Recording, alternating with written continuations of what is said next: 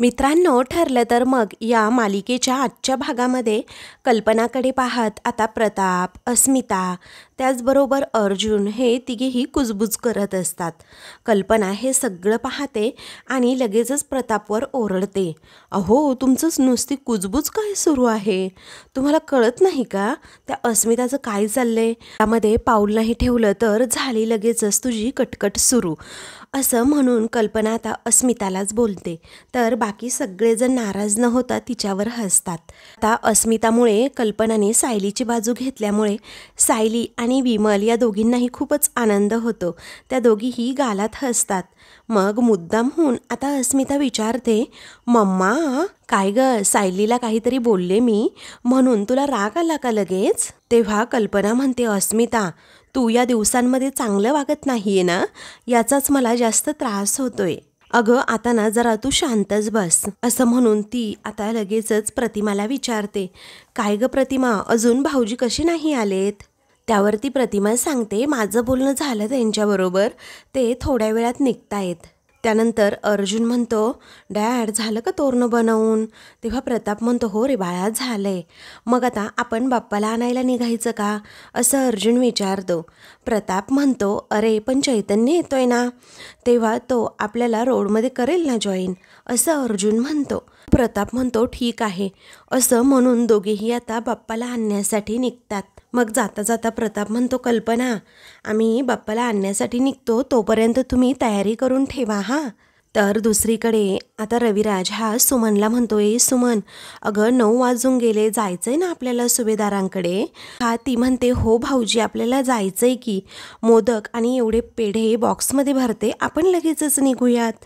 रविराज विचारतो, पण तुझा नवरा कुठे आहे, तो उठला की नाही अजून? त्यावेळी सुमन म्हणते, हो कधीच ते उठले असतील, एव्हाना त्यांचं आवरूनसुद्धा झालं असेल. रविराज लगेचच नागराजला आवाज देतो. नागराज तिथे आल्याबरोबर सर्वांना समजतं की याने अजून आवरलेलं नाही आहे. मग रविराज विचारतो, काय रे अजून आवरलं नाही का? दरवर्षी गणेश चतुर्थीच्या दिवशी आपण सुभेदारांकडे जातो, तुला माहीत नाही आहे का? आवर चल पटकन.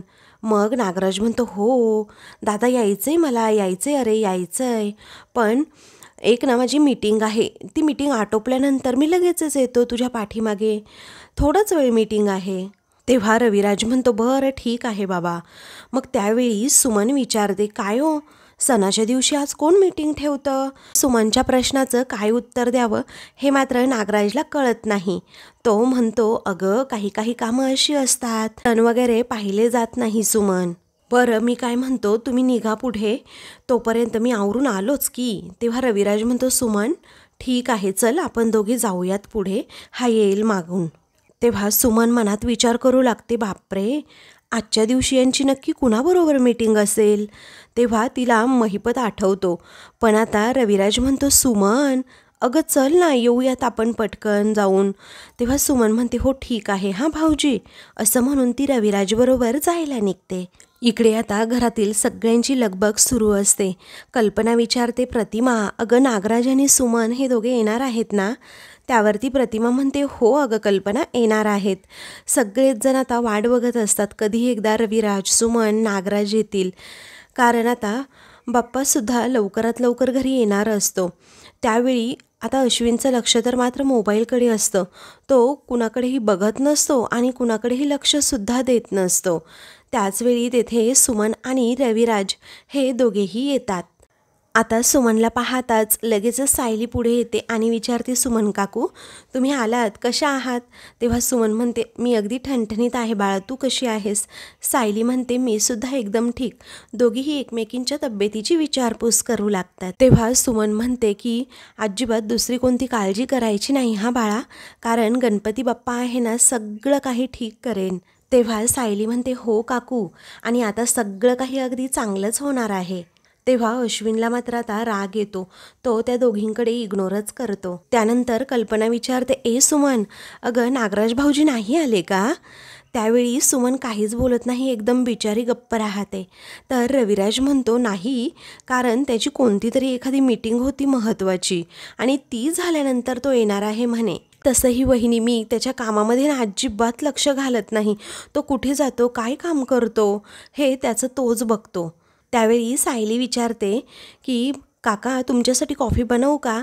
मग आता रविराज म्हणतो नको, आता मी ना डायरेक्ट तुझ्या हातचे मोदकच खाणार आहे. तेव्हा सगळेजण अगदी खुश होतात. तेव्हा सुमन ही मनातच काहीतरी विचार करत असते आणि सारखी प्रतिमाकडे बघते. प्रतिमाला आता डाऊट येतो की सुमनला काही बोलायचं तर नसेल ना माझ्याबरोबर. मग आता ती इशारा करूनच विचारते काय? तेव्हा सुमन म्हणते की काही नाही. तेव्हा अस्मिता म्हणते तुम्ही दोघे उभे का आहात, बसा ना. डॅड आणि अर्जुन दोघेही गणपती आणायलाच गेले आहेत, आता ते येतीलच इतक्यात. त्यानंतर कल्पना म्हणते ए अश्विन, अरे यांना जरा फोन करून बघ बरं कुठपर्यंत पोहोचले आहेत हे. तेव्हा अश्विन आता कल्पनाच्या बोलण्याकडे दुर्लक्षच करतो. तिचं बोलणं तो ऐकूनच घेत नाही. तो एकदम शांतपणे मोबाईलमध्ये पाहत बसतो. आता रविराजसुद्धा आला आहे, सुमनसुद्धा आले, याचं त्याला काही घेणं देणं नसतं, कारण प्रियाची मदत कुणी केलेली नसते ना म्हणून. त्याचवेळी आता तेथे कल्पनाचा अपमान होतो, कारण अश्विन तिचं ऐकत नसतो. त्याचवेळी कल्पना म्हणते की अश्विन, अरे करतोस ना तू यांना फोन. तेवढ्यातच अर्जुन आणि प्रताप दोघेही बाप्पाची मूर्ती आता तेथे घेऊन येतात. गणपती बाप्पा मोरया असं मोठ्याने अर्जुन म्हणतो. तेव्हा आता घरातील सर्वांना बाप्पा आले म्हणून खूपच आनंद होतो. त्यावेळी आता सगळेजण पुढे येतात. तेव्हा सायली पूजेची थाळी घेऊन लगेचच पुढे येते. अर्जुन व प्रतापच्या पायावर थोडंसं पाणी टाकते आणि त्या दोघांनाही म्हणते की या आता आतमध्ये. तेव्हा ते दोघेही आतमध्ये येतात. सगळेजण गणपती बाप्पा मोरया असं मोठ्याने म्हणत असतात. अगदी उत्साहाचं वातावरण घरामध्ये झालेलं असतं. तर अर्जुन आणि अस्मिता लगेचच आता सुरू होतात. लगेच एकमेकांना ते इशारा करतात. अस्मिता मुद्दामच काहीतरी आता सायलीला वगैरे टोमणे मारणार असते आणि विचारते काय आता गणपतीची स्थापना कोण करणार बरं? कारण पूर्वी रविराज काका, प्रतिमा आत्या आणि तन्वी हे तिघेही करायचे आणि आता तर तन्वी नाही आहे ना. त्यावेळी रविराज म्हणतो ती तर गेल्या वर्षी सुद्धा झोपूनच राहिली होती. तेव्हा रविराजला आठवतं की कशा प्रकारे गेल्या वर्षी जेव्हा बाप्पाची प्रतिष्ठापना करायची होती तेव्हा तन्वी मात्र अगदी झोपून राहिली होती. तिला किती वेळा उठवण्याचा प्रयत्न केला तरीही ती उठली नव्हती. शेवटी माझ्या हातून, प्रतिमाच्या हातून अन सायलीच्या हातून बाप्पाची प्राणप्रतिष्ठा केली गेली. तेव्हा हे सगळं आठवल्यानंतर रविराजला खूप वाईट वाटत असतं आणि तो तन्वीचा विषयच टाळतो. अश्विन तर एकदम शांतच असतो. त्यावेळी प्रताप म्हणतो मी एक सुचवू का तुम्हाला, जर सायलीने गणपतीची प्राणप्रतिष्ठा केली तर? तेव्हा अस्मिता लगेचच म्हणते डॅड, अहो तुम्हाला या सायलीचा एवढा पुळका का बरं हो, मला कळतच नाही.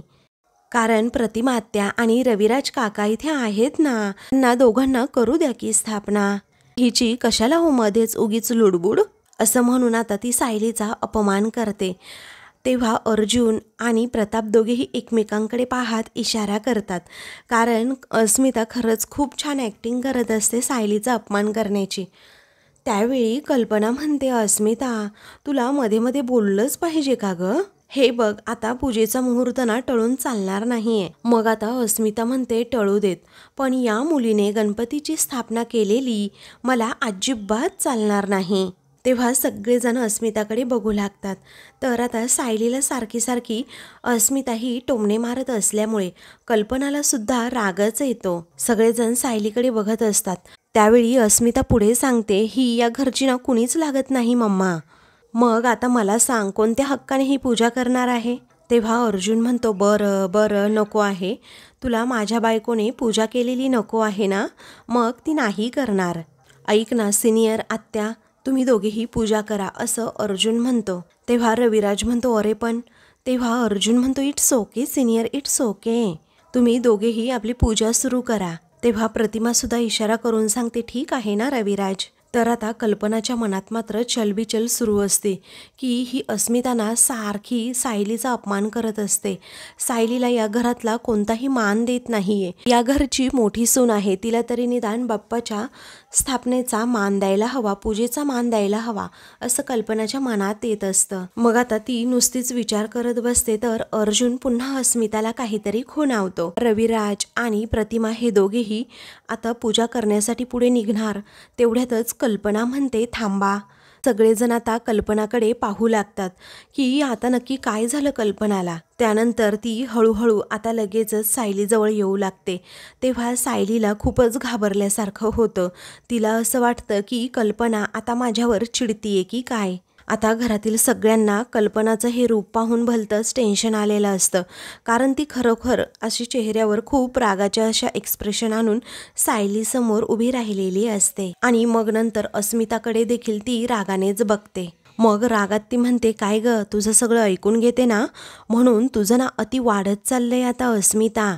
असं म्हणून ती अस्मिताला जाब विचारते, अगं तू घरातलं वातावरण असं रोज का बिघडवतेस? आता मला सांग, तुझ्यावरती आम्ही हे संस्कार केलेत का ग? असा जाब आता ती अस्मिताला विचारते. दुसरीकडे महिपत आणि नागराज हे दोघेही एकमेकांना भेटलेले असतात.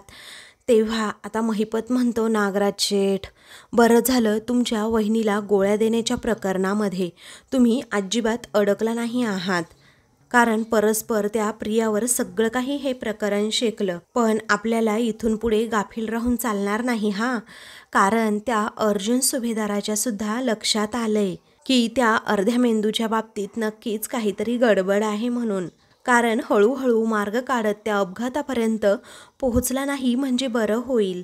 तेव्हा नागराज म्हणतो, अरे महिपत, मलाही तीच भीती वाटायला लागली आहे आजकाल.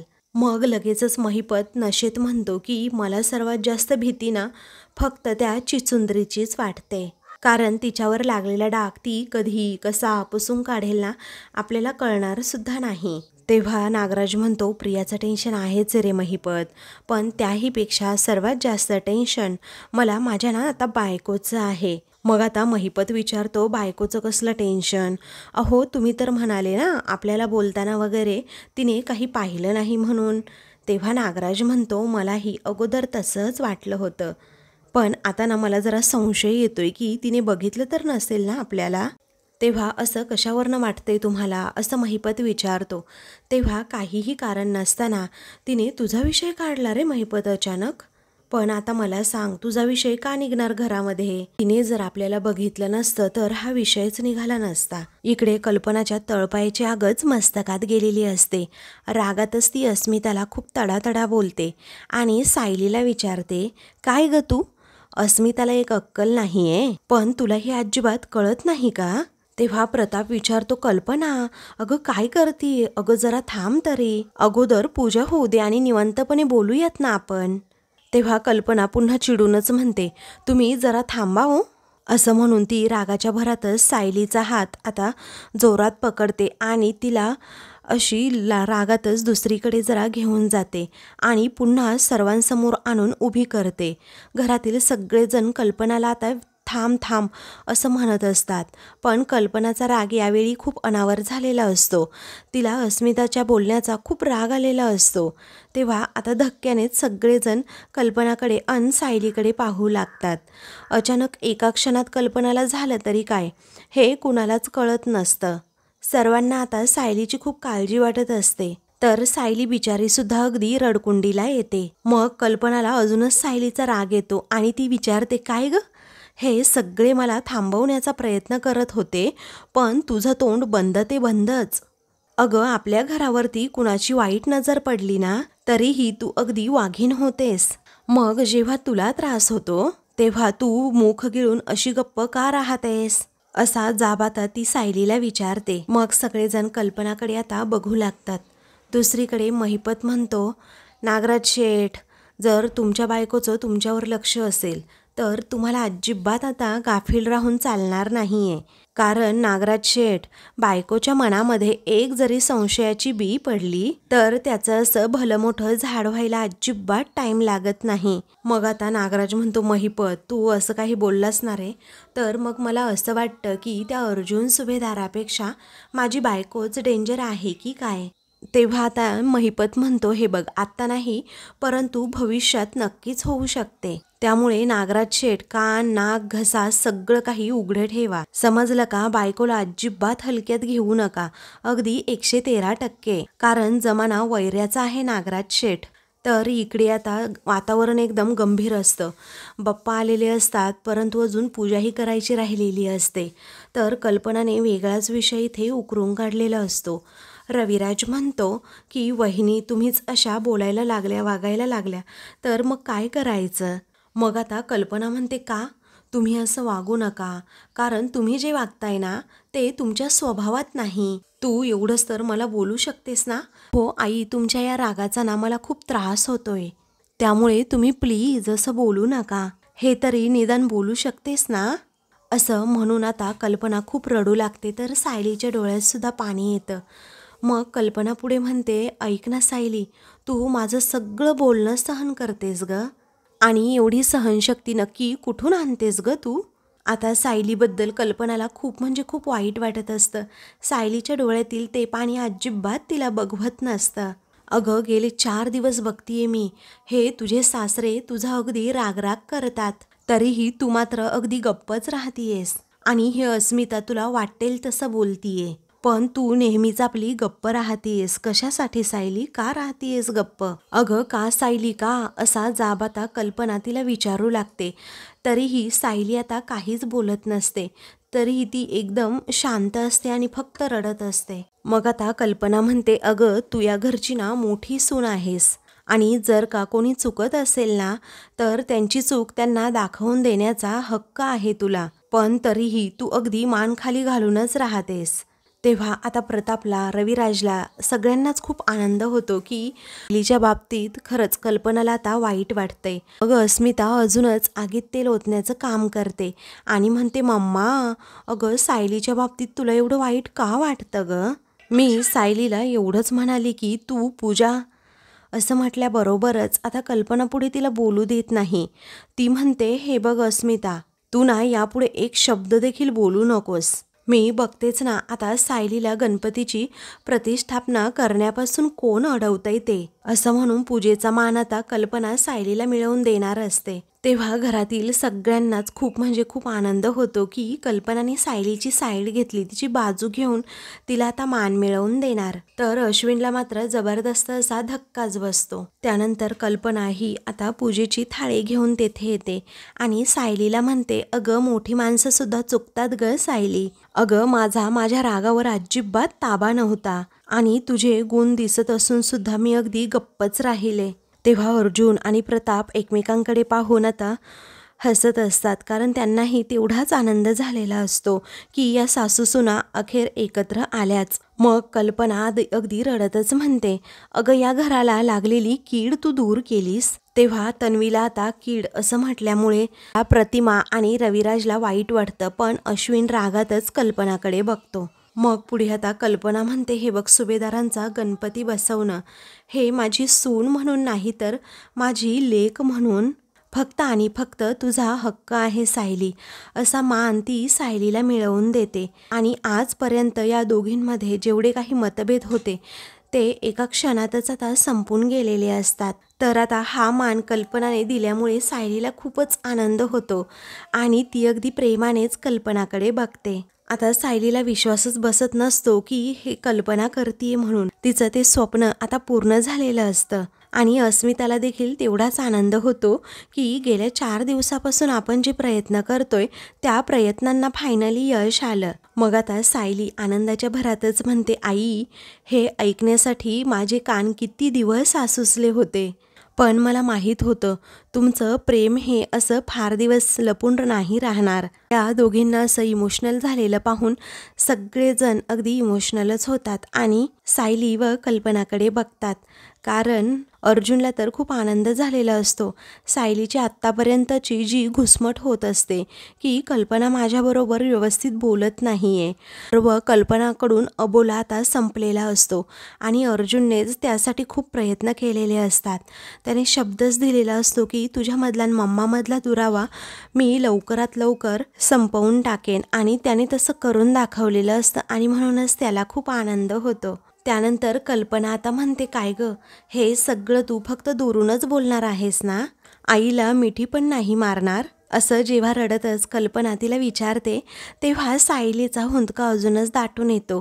ती खूप रडू लागते, पण ते आनंदाश्रू असतात आणि लगेचच कल्पनाच्या ती कुशीत शिरते, तिला मिठी मारते.